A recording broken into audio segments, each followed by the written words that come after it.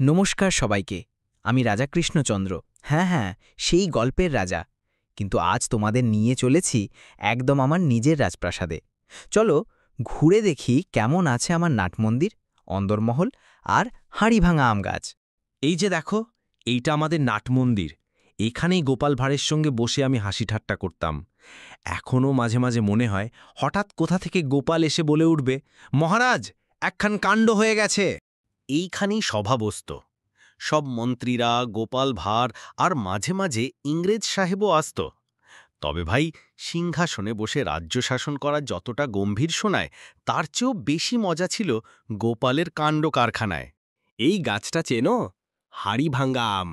এর মিষ্টি স্বাদ খেলে তোমরা লোভ সামলাতে পারবে না। রাজ্য শাসন করার পর বিকেলে আমি এখানেই বসে আম খেতাম। ওই দূরে দেখো, নদিয়া জেলার সীমানা। এখানে কৃষকরা দিনরাত খেটে যায়। আমি বলি, রাজ্য শুধু রাজমহল দেখে বোঝা যায় না, বোঝা যায় মানুষ দেখে। ভালো লাগলো তো?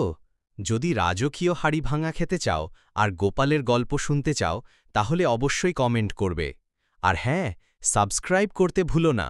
রাজাদেরও তো ফ্যান ফলোয়ার চাই, কি বলো?